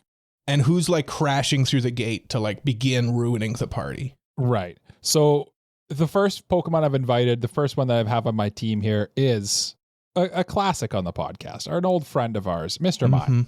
Of course. Okay. Of course he'd make it. Natural fit at a kid's birthday party. Now, So hear me there's out. Sure two Misato's things gonna with- fit in here. Oh, I wish that I put Misato on here. You can always change it, Cole. You still That have would have time. been funny. No, I can't now. Oh, that's not a Pokemon. So, Mr. Mime, you could go two ways with this, and I'm curious which way Okay. you go with Mr. Mime. Okay. I'll tell you which way I go. Because in my mind, I'm picturing, I have to maintain like an air of like, I'm trying not, like I have to act like I'm not trying to ruin it. I have to like kind of subtly ruin the party. So Mr. Mime, I brought him in because he's a mime, right? He's kind of clown. I feel like on the surface, kids would like him. But my Mr. Mime, he's creepy. He's like, picture the Mr. Mime from Detective Pikachu, Yeah. but he smokes. So he's like Krusty the Clown. He's like Krusty the Clown. But Okay. you know what Mr. Mime's ability is? He erects barriers that you can't see and that you can run into. And he's just doing that all over the place here. Kids are like running around and just running into these invisible barriers that Mr. Mime just keeps creating as he's chuffing darts. That's Canadian for cigarette. And it just seems like just a horrible time. It just... And I on like the surface, it because it has a good concept, right? You're like... yeah. And like the like plausible deniability. Like all these kids are falling and crying, and you're like, what? I don't know. I don't know what's going on. I just brought a clown. It's Yeah. just a clown. It's a clown. His just a birthday guy. party. He's You just a want. guy. Yeah. I don't know what's happening to these kids. And then you look over at Mr. Mime, and he's the Mr. Mime from Detective Pikachu with a cigarette hanging out of his mouth. Yeah, It's Mr. Mime with like a thick New York accent. Hey, Mr. Mime. of course. Yeah, of course. It's me, Mr. Mime. Hey, kids, it's Mr. Mime. It's like some overweight guy in a Mr. Mime costume. Hey, hey, kids, just give me a minute here. Mime. Just got a bit of a headache. I need some nicotine. Smells like vodka. Vodka and like too much Axe body spray. To cover up the vodka and cigarettes. Yeah. That's who I'm bringing to this birthday party, and what Mr. Mime's. That's what Mr. Mime's bringing to this Okay. Poof Diddley Jr.'s kid's birthday party. Yeah. I'm glad Mr. Mime made an appearance. What was good. So was that the route you expected me to take with Mr. Mime, or? I was hoping that was the route, because there's two ways, right? You could either have Mr. Mime be kind of like a smoke screen, you know, because like on the surface he's like he's a clown. So like of course you'd have a clown at the birthday party, but or you could go like clowns are creepy, so I brought Mr. Mime. But I'm glad you went with both. He's kind of both. I'm glad you went with the less obvious answer. Thank you. I like where this is going for you, Mike. Me too. Yeah. I don't like where the rest of this is going for me, though. Why? Unrelated note. I just have a feeling. I'm sure the lists are both good. Jay, what about you? All right. How are you getting into Safeco or whatever? Selfco. So I'm going to be less discreet here. I'm going in swinging. So we're not like at Selfco. We're at the president's house in Saffron City. Okay. And so we're like coming in guns a-blazing. I got a Tauros rampaging through the front yard. That's a good start. Yeah. Let's have a literal raging bull running around. Yeah. I mean, that's definitely going to cause some chaos. Definitely. Yeah. Like the kids are going to be like scared to go outside. Well, I mean, like my vision is like they're already outside. They're waiting for the entertainment. And then the bull just like comes like running in. It's like one of those like paper things that they have for like high school football. All right, kids, come on over. Yeah. They're all sitting like cross-legged, like, yay. Yeah. And then just this bull comes running in. Jay arranged for the kid. What was your kid's name? I don't know if you named your kid or not. I didn't name my child. Okay, but Jay like arranged for the child to be wearing like a little matador costume. Yeah, red cape. Here, put on this red shirt, kid. Yeah. Birthday boy always wears red at my parties. Yeah. Jay's smoking in this situation. Yeah, Jay's smoking in this situation. Oh, there's a lot of smoke that's going to be going on in this place. Bad guys smoke. Bad guys smoke. It makes sense. Yeah. All right. Well, I like where yours is starting, Jay. Thank you. Thank you. Chaos. Allow me to paint a picture. Okay. So, my friend, who's definitely not Mike, is hosting this birthday party for his child, who's definitely not the child of Mike, who's again not Mike. It's weird that you're specifying this. Well, I'm just saying it's not you. It's not Jay too. Also, well, I don't have a child, so of course it's not me. Yeah, of course. I do, but it's weird this would even come up. You know, it's a beautiful day. It's a beautiful, let's say July day. It's just July. You know, and everybody's hanging out in the backyard, and what's that? What's that noise coming up? Out of the shadows comes me, and I'm wearing like a long jacket. It's like a Dalmatian print. Oh, no, I'm picturing like Cruella de Vil for some reason. Why? Okay. Here comes Cole in a Cruella de Vil cosplay.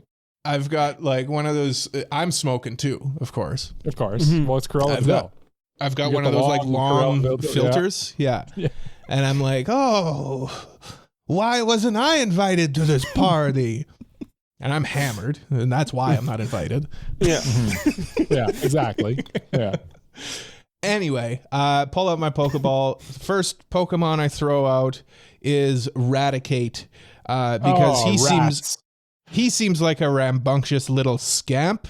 And his mission, much like Jay's Tauros or whatever they're called, is to cause chaos. He is an agent of chaos. I let him go, and I say, go, bite people's ankles and whatnot. Oh no! Oh no! Listen, I'm not trying to like kill anyone. Yeah, I'm just trying to ruin people's fun. So he's gonna go around nibbling ankles. Is what he's gonna do. Okay. Yeah. Okay. Yeah. Honestly, Anyway. it'd be terrible too, because like just you're unleashing a rat on the party. Like I feel like that's just not good birthday party vibes. Like there's a rat around, it keeps biting people. Very unsanitary. Yeah. Yeah, like I would instruct him, like, don't break skin, just like nibble. Yeah. Oh, And I'd be like, even worse. Yeah. Maybe even lick. So like no hospital trips, nibble, but like still nibble. Yeah. But yeah. Anyway, Raticate is my first Pokemon out of the gate. Okay. Yeah. I'm into it. Yeah. Good. Mm-hmm. I'm glad you're into it. Mike, who's your second Who's your Pokemon? second Pokemon? Okay. My second Pokemon is maybe an interesting choice here. I've selected for my second Pokemon of Poof Diddley Jr.'s birthday party here is going to be Sandslash. Okay. You're gonna have to explain this one. Not exactly what you'd think, right? Mm-hmm. So what Sandslash is doing is he's burrowing around on this birthday party. He's a sleeper agent. He's just making the ground really uneven. He's creating like little pitfalls for the children to fall into. Okay. And then like sometimes he's like actually popping out and like slashing things. Not the children. No. But maybe like a birthday present. He just pops out, slash, Sandslash, and then slashes. And then goes back into goes back in the ground. And you're kind of like, you never know when he's going to pop up. Then he just kind of pops up and like maybe he shoots a pin missile at something. I don't know. Again, I like the idea of Mike's being like plausible deniability. Yeah. Somebody like runs up to you and like, is that a Sandslash? And you're like, I don't know. I just brought a clown. Yeah, just brought a clown. Why would I bring a weird rodent burrowing around? Hedgehog thing, mole. You're crazy. Yeah, you're crazy. Just gaslighting everybody. Yeah, as I get sprayed with pin missile by my own Pokemon. It slashes my Achilles tendon. Yes. Yeah. Yes. I like that. Like kind of similar to like your Raticate one. I feel like it would cause chaos. Him just burrowing around really quickly and like kind of like just making things unsteady. Yeah, like maybe he burrows under like the table and all the presents fall on the ground or something. Yeah, slashes the table leg out. Again, kids are running around. They're running into invisible walls, and then they're like, "Okay, well, let's look out for the invisible walls." But little do they know, there's also pits in the ground that they'll fall into. Exactly. There's literal pitfalls for them. Mm-hmm. This birthday party's getting wild. Birthday party is getting dangerous. Yeah, actually, like physically dangerous. Yeah. I'm curious where you're gonna go from here. Yeah. Speaking of phically dangerous, how are the Tauros doing rampaging around? So the Tauros rampaged around, and it made its way to kind of like the front of the backyard. So like, you know, now I have everyone's attention because like a rampaging bull just went through. So I'm standing on this Tauros at like kind of like near the deck. And I have a megaphone. And I go, "Hey kids, want to play some pinball?"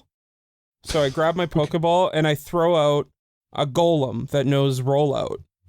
What? Right? Okay. So now we're playing Golem pinball as it like pinballs itself between all the setup tables and decorations and everything, knocking everything down. So in Jay's birthday party, everybody's just dodging dangerous animals. It's literally pinball, but with children. What is very chaotic, Jay? Yours is definitely has the most chaotic energy. Yeah. Well, children I mean, like, okay, the kids are watching the Golem play pinball, and they're all on the deck for now. They're fine for now. For now. For ominous. For not much longer. Okay. All right. So they're up on the deck. Yeah. And you're just like putting on a show for them, essentially, with the pinball Golem. Yeah. Doing rollout. Okay. Yeah. Okay. But like all the Hopefully decorations and involved in this everything is football getting game. ruined in the process. Because, Yeah, like, that's it's still just pretty traumatic for Yeah, these children, yeah, but at least yeah. they're safe. At least they're Yeah. safe. Mhm. Yeah. At least they're safe for now. For now. Jay's cooking. He's cooking. Yeah. Yeah. He's Yeah. scheming. Yeah. Yeah. Okay. Well, my second one. This Pokemon is designed off of the Rafflesia arnoldi, which is the smelliest flower in the world. Oh, So- no, you took one of mine. I got to pull it Yeah, out. I'm going with Vileplume because this Pokemon is probably very stinky and will once again ruin everyone's vibe. And that's what I'm going for.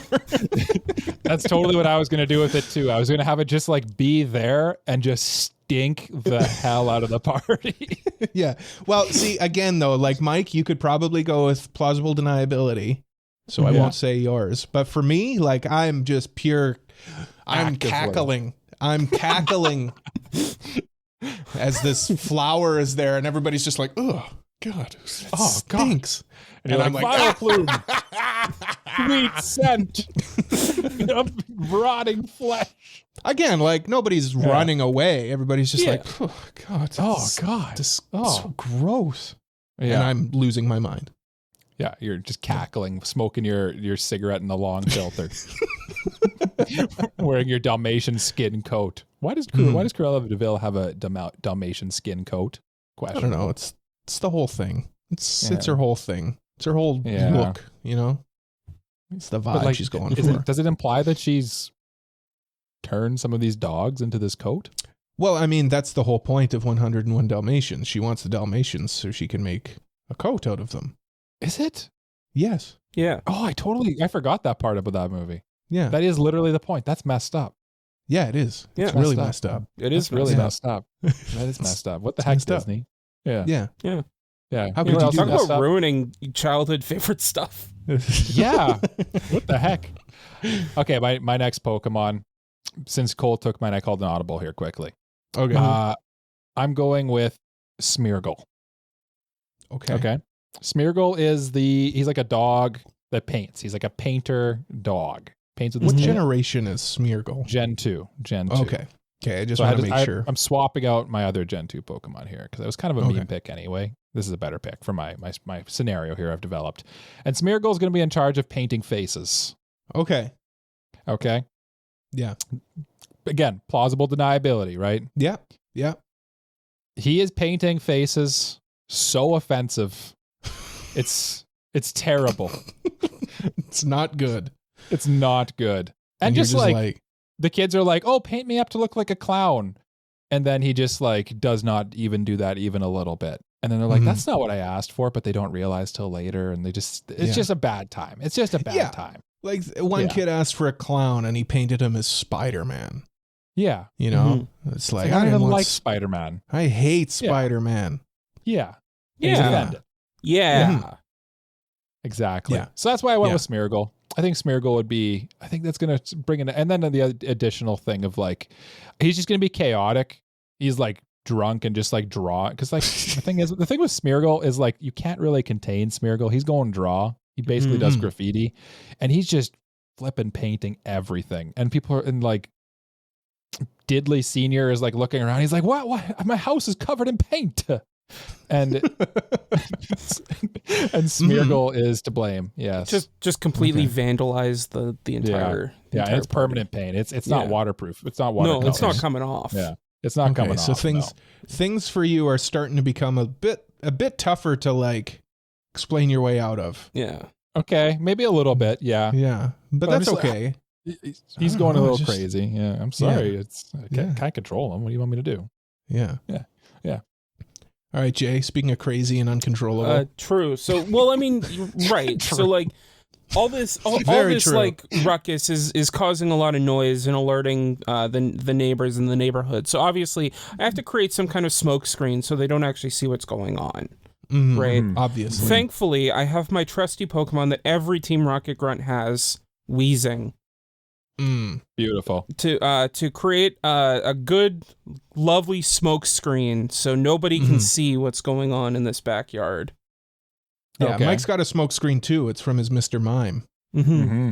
It's puffing and wheezing, all right. Yeah. Yeah, my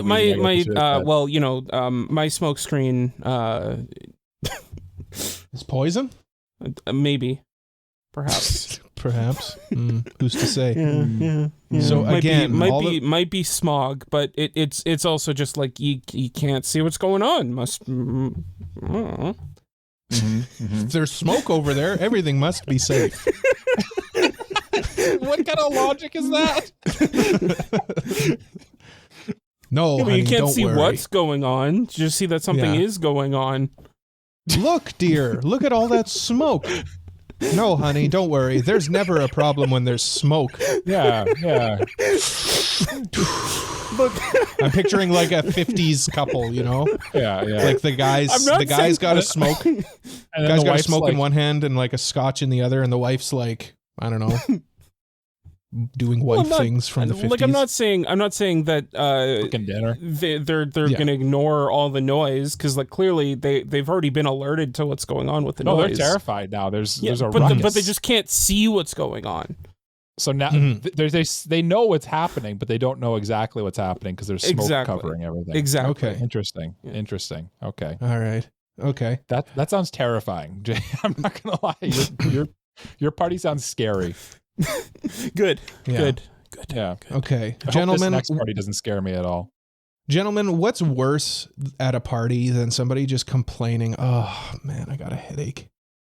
You know, everybody's trying to have a good time, and there's just somebody just in the corner being like, oh, no. my head. Like, Psyduck. Yeah. Psyduck. Yeah. Oh, good pick, Cole. Good pick. He's just there again. He's there. He will annoy everyone and ruin the vibe. That's what he's there for. He's just a vibe killer. Oh, and he's just going to be sitting there. God, somebody shut that duck up. Yeah. My head. You're just like, why is he in so much pain? Get this duck a Tylenol, for God's sake. Can somebody get him a glass of water, please? Yeah, from electrolytes, stat. So yeah, again, I've got a rat running around biting people's ankles. I have a very stinky flower in the corner, and on the opposite end, where everybody's like trying to get away from the stinky flower, I got this duck complaining about a headache. I like how we've gone different strategies here. Jay is literally like, it'll be level ground at the end. There's literally nothing left. The whole place is burned to ashes. Oh, we're not even done. I know. Cole has gone for like, all right, we're just gonna like make everyone have a horrible time. Like, it's just gonna, no one's gonna get hurt, but you're gonna hate it. You're gonna hate every second of being there. And I've done this plausible deniability of ruining the kid's birthday party too. I like to pick Cole. Let's see where it goes from here. Yeah, and I actually went like a fairly similar route to you with my next pick here. It's kind of funny that we did this and that we synced up again here. All right. My next pick is going to bring the vibe down at the party, but in a very different way. Okay.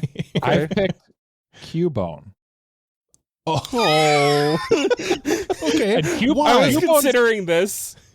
Cubone's duty at this party is going to be just miss his mother.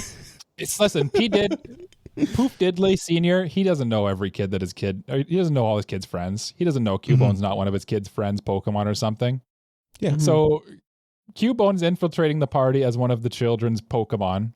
And all Cubone's going to do is talk about how much he misses his mother. Yeah, you got to remind these kids of he's going to tell these kids, mortality. Like, you see this skull I'm wearing? It was my mother's. Okay, I know this is like the most commonly like dark thing that people bring up in Pokemon, but like, isn't that kind of like messed up? It is messed up. And that's like canonical. That's not that's not like the news story that you brought earlier. Like, this is all genuine. Yeah, that's like in the Pokedex. Yeah. Here's some Pokedex entries for Cubone. Okay. Where's the skull of its deceased mother? Its cries echo inside the skull and come out as a sad melody. Sad, right? Yeah. Here's the one from Ruby. Cubone pines for its mother it will never see again. Seeing of a likeness of its mother in the full moon, it cries. Jesus. From Diamond, Pearl, and Platinum. When it thinks of its dead mother, it cries. Its crying makes the skull it wears rattle hollowly. And just imagine this on a birthday party. Jesus, Jay, Oh how my could God. you do this? The one from Moon. The skull it wears on its head that is that of its dead mother. According to some, it will evolve when it comes to terms with the pain of her death. Oh my God. Oh my God. What the hell, Holy. Pokemon? What did Cubone do to you? Children's game. Yeah. That's painful. That's going to be terrible at a kid's birthday party. I'll tell you that. Yeah. That's not tough. fun. They're That's running not around. fun. They're running into walls. The ground's all uneven. They don't know where they stand. They're paint. There's paint all over the place, and now they have this downer talking about Yeah, just their crying. dead mother. Yeah, crying And the the whole hollow time. cries and Yeah, and echoing not like- through the Not like kid crying, but like mournful Weeping. crying. like weeping. Yeah. Yeah, the vibe is officially killed. Yeah. Jay? Yeah. Excellent. So my I next love pick. it. So we have. I love it. We have a big smoke screen over the entire backyard. Chaos is happening. Yeah. And I need to find a way to elevate the situation, to bring everything to just the next level. And I thought of the perfect thing. So there is a Pokemon in the Pokédex that says that they scatter embers with every flap of its wings. With He's bringing fire into the equation. I'm bringing fire into the equation. We're bringing out Moltres.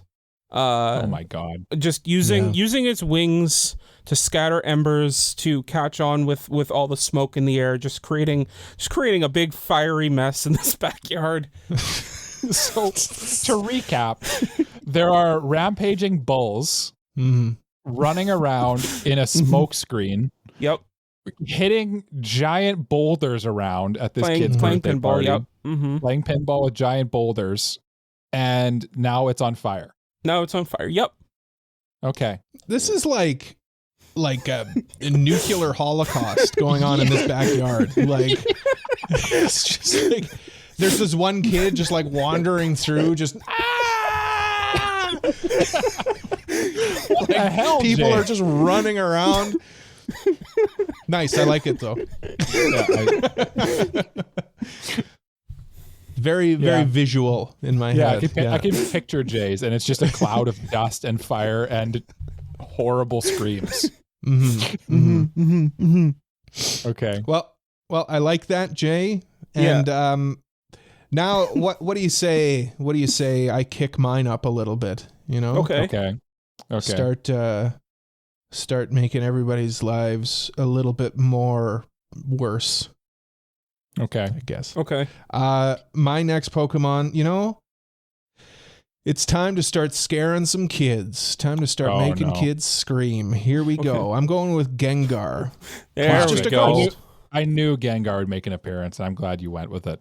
He's just a ghost, and he's scary. And he's going to scare the kids. And again, I'm just trying to ruin everyone's vibes. Like the adults are all like, oh God, whatever. But like the kids are like, that's scary for a kid. Yeah, Gengar pops up behind them, sticks out his tongue. Yeah, that's creepy. Yeah. Yeah. Scary ghost guy. Yep. No, Kind I of feel cute like though, in a way. cute. Like Gengar's. Yeah.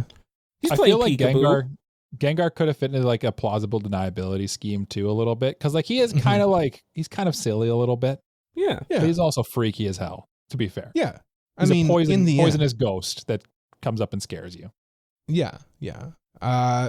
So Gengar, this is where things start getting bad for Oh no. for everybody. I don't want things to get bad at this party for some reason. I don't know why. Yeah, so Gengar, giant purple boy. He's in the third corner. Okay. So again, Raticate running around, biting ankles. Vileplume is in one corner. Stinky flower. Opposite corner, we've got Psyduck just killing the vibe with his headache. Oh God. Other corner, we've got Gengar, who's just a scary guy. Okay. Scary guy. Spooky guy. Yeah. Wait till you find out who's in the other corner. I'm scared. How many corners are there on this thing? What kind of weird? Well, there's 4 corners. Raticate's not in a corner. He's just running around. Oh, okay. So there's still one more corner that needs to be filled. Okay. And that'll come next. Yes. Okay. Mike? I got my penultimate Pokemon now. Mm-hmm. And I've selected one that's in the vein of the Vileplume strategy. Okay. And I've swapped it in here because Vileplume got taken a little bit. And I've chosen Muck. Let me enlighten you with some of Muck's Pokemon or Pokedex entries here. Please do. Mm-hmm. Smells so awful, it can cause fainting. Oh, I didn't know that he stinks. Yeah, he's gooey. He's stinky. He He's stinks. literally made. Okay, here's one from Ruby. From Muck's body seeps a foul liquid that gives off a nose-bendingly horrible stench. Just one drop of this Pokemon's body fluid can turn a pool stagnant and rancid. Oh. Yeah. And you know P. Diddley's got a pool. Mm-hmm. Oh, we also yeah. got that Pool, one too. guy walking around. You know what Muck backwards says? Yeah, Also, exactly. yeah. There's people But at P. Diddley's party who are going to be saying that too. For Yeah. sure. Yeah. There's lots of baby oil involved too. But yes, Muck's job is to infiltrate the pool and make it so the pool party is off the... This is another subterfuge one. It's not an official guess. I didn't bring Muck officially. Yeah. But the Muck appeared and it's just wrecking stuff. And it says in here, here's from Black and White too. It's so stinky. Muck's body contains toxic elements. Any plant will wilt when it passes by. Ugh. And it is very stinky. It's polluting this whole thing. It's kind of just, again, where the vibe is getting ruined. You don't really know why. There's just like toxic sludge about this horrible odor. The People pool's are no probably longer starting to walk safe. away. The food might not be safe anymore. People are like, oh, this is Puff Diddley Sr. This is a terrible party. Yeah. You should be arrested. You should be ashamed of yourself. You should be ashamed of how bad this party is. Go sit in the corner. This Diddley party, as it were. Yeah. Jalian? Anyway, back to chaos. So, how's you know, at this point, people are probably like walking up, like, "What's going on over there? Like, what the yeah, heck?" probably away. now at this point. Yeah. At this point, the If fire not department's been before, called, like hopefully. something's been like, some people have been alerted. So I need to get rid of. I need to get rid of that. We need to stop that. So we're gonna end this party with a bang. Oh no. Okay. And I got the perfect Pokemon for that because I got an literal Electrode. bang, isn't it? Yeah, I had a feeling. Okay. So We're going boom. Now Electrode's just exploding himself. Yeah. Okay. All right. Okay. Why didn't you just start with that if that was your end goal? Yeah, I feel like you didn't need the rest. I feel like you could have had a team of 6 Electrode and you'd been done. I guess that would made it. Because it's not Because fun. the assignment was to have 6 Pokemon.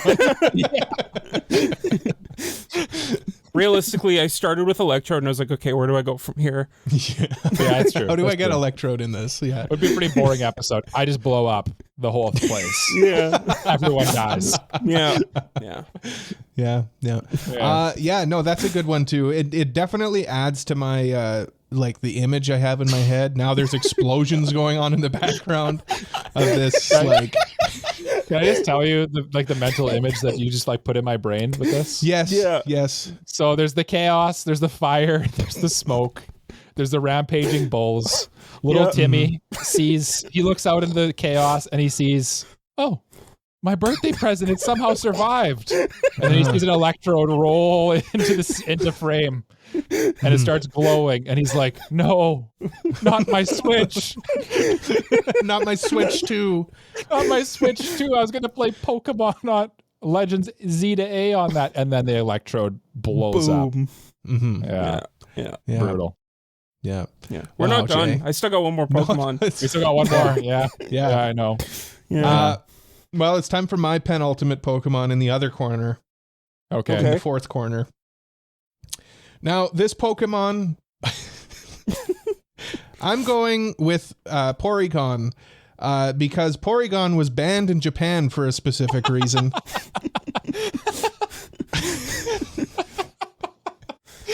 That's evil. Yeah, and Hey, I mean, Causing maybe bodily harm. I mean, hey, could have been worse. I've been good up until this point. Until this point. I like how we have like Porygon. three completely different stages of like nefariousness. We have Mike who's like, this sucks. We have Cole who like it's so weird. Why is all this happening? That's Mike hosting this party. Yeah. Cole's is just like, I don't want to be Agent of here. Chaos. Yeah, I don't want to be here until Porygon shows up and everybody starts like convulsing. Yeah. And then there's me, where like most of the people at this party are probably dead. Most likely. Like there's nothing remaining. Yeah. Not even the grass is still there. It's just like a crater. It's literally. Yeah. Where does it go from here? It's like I hesitate to say this, but it's like Hiroshima after the bomb was dropped. It's just flat, bare ground. There's nothing left. That's the party Jay's hosting. I like how the other thing is like we told Jay, okay, plan like we're gonna wreck a child's birthday party. It's like I know just the way. They all die. There will be it's nothing ruined. Left. No, you definitely ruined the party, Jay. Yeah. Well, and you got one more too. I do have one more. We're not done yet. Yeah. No. All right, Mike. How are you ruining? What's the cherry on top of your? What's the cherry on top? Mm-hmm. Okay. Again, I'm being a little more stealthy than you guys. I don't know if you've noticed. My party's not getting ruined quite as drastically as Jay's. If nobody's left to talk about it, I think Jay's might be the most stealthy of us all. Yeah, because there's literally the town will be gone. Yeah, because a hardened detective's gonna walk into Jay's party and be like, "What happened here?" It's like nothing left. There's nothing left. Yeah, it's like the moon. Well, maybe his last Pokemon will be remaining. Yeah. My last Pokemon, again, I'm staying a little more under the radar here. I need help moving stuff around. I got like an inflatable jumping gym. I got heavy things I got to move around, generators, stuff like that. So I've hired help. Primeape is my help. And Primeape's job at this party is to be as angry and confrontational as possible to everyone and everything. So Poof is going to come up and he's be like, "You put this in the wrong spot. You've put that thing in the wrong spot." And he's going to say, "Put one in the wrong spot. You want to fight? You want to go?" Gets right like up in his face. Yeah. He's going to be trying to fight like everybody and everything, flipping table. He's going to be just angry the whole time. I just realized that like Mike's Pokemon could just be replaced with people. People doing the same thing. Yes. Which I like that. Yeah. You could have a Primeape, or you could just have some grumpy dude. Some grumpy dude. But why not have a Primeape though? Yeah, exactly. He's super hungover. He has a brutal headache. He just hates everyone and everything. And he's literally wearing boxing gloves for some reason. Those are his hands. Yeah, I know. He has boxing gloves for hands. He's built to punch. He's built different. And he's going to beat the crap out of Mr. Poof Diddley Sr. Because what ruins a kid's birthday party more than their dad getting beaten up by a carny? just a very angry man. Yeah. Exactly. Yeah. Like the kids are just like very frightened by this angry sporadic man. Yeah, just some psycho at the party. Poof Diddley Jr. is going to go to school the next day and everybody's going to be making fun of him. Your dad got beat up. Exactly. Yeah. You don't live that down. That's going to stay with him forever. No. Yeah, not to mention they all got like food poisoning from muck in the food. Yeah. You know what else you don't that live? concludes my party. Jay, tell us how your party concludes. So we've got at this point everything's just in rubble. And basically Someone like wonder, where do you go from here? So and then what else would you need except Godzilla? I've got Tyranitar coming through. Oh. Okay. To earthquake, hyper beam, to Godzilla, basically. And then also Godzilla stuff, really rounding out the nuclear devastation. Yeah. Exactly. Yeah. Exactly. But also, like Tyranitar's ability is Sandstream, and when it hits the field, it also causes a sandstorm. So not only do we have like just a ton of devastation, but also, for good measure, got a sandstorm coming through. Yeah, it's like the Great Depression. Yeah, so like the bomb has gone off, and now that's just left is like this monster kaiju rampaging around the wastes with earthquake and sandstorm. Yeah, and that's hyper beam. Yeah. very desolate, just blasting off. Yeah, that's I think the important thing though is, did Giovanni, was he able to break into the building? Yeah. Oh yeah, he sent me the message. Is like the halfway building through. still standing? Oh yeah. Okay, you made sure the building was untouched. Yeah, this is the CEO of Silphco. He's got like an offshore Well, island somewhere. he also like sent me this message like halfway through my devastation. The rest was just just for fun. I didn't even know this was a thing. I was just hired to do a birthday party, and when he told me, like, what a coincidence! I kind of forgot my my initial purpose. Kind of got a little bit. He's just having so much fun. Yeah. You get a message halfway through, and it's like, by the way, I hear you're hosting a birthday party. Can you like distract them? And you're like, I'm on it, boss. Comic book, like, wipes that off his forehead. I got you, boss. Yeah. Well, that's quite the way to end your party. Mm-hmm. And I'm going to finish mine off with a real blast, too. Okay. Notice I haven't had any Gen 2 Pokemon. Well, here we go. My favorite Gen 2 starter is their final evolution. I'm going with Typhlosion. And hey, man, burn it, baby. Burn this whole place down. Let's go! You guys went the same route. That's the end. But like, like you thought it was all good. And then I'm like, you thought you were safe. My rage and spite knows no bounds. and I mean, yeah. Typhlosion just burning stuff. Yeah. Full transparency, Typhlosion was the Gen 2 Pokemon I pulled off the list because I actually had picked him as well. But I picked him for a different reason, Cole. And I picked him related to the story I read in the first half. It's going to kidnap the kid? Yeah, apparently, yeah. Oh, okay. No, mine's not. Mine's canonical Typhlosion. He's just going to burn stuff. Yeah. Yours is happier. He just burns everything to the ground. Yeah. And then Cole's just cackling as everything melts to the the wastes of nothingness. Like that scene in Terminator. It's just the skeleton holding onto and then Cole just like walking through the fire. Yeah, just cackling. Through the fire and the flames. Yeah. Yeah. He carries on. Yeah. What do you think of that birthday party, guys? I think all of these sound terrible. I think we've successfully ruined 3 children's birthday party. Forever. Good job, guys. Yeah, forever. Forever and ever. And in some circumstances, lives. Oh, yes. And lives of family members as well in some circumstances. Yes. Yeah. Well, I mean, in one specific case, there's nothing. There are no survivors. In 2 of these cases, probably all 3, but in 2 of them for sure, the insurance company's getting involved, and one maybe the military. Yeah, possibly. Yeah. Maybe. But I am curious, like, if you're listening to this, tell us which of these squads, which of these birthday parties you would least like your child to attend, and why is it Jay's? And also, let us know what Pokemon you would sick on your unsuspecting foe. Yes, foe. Please do. Foe. Yeah. Foe's child. Foe. Yeah. Which one did we miss? What did we miss here? What did we miss? Yeah. It would be brutal.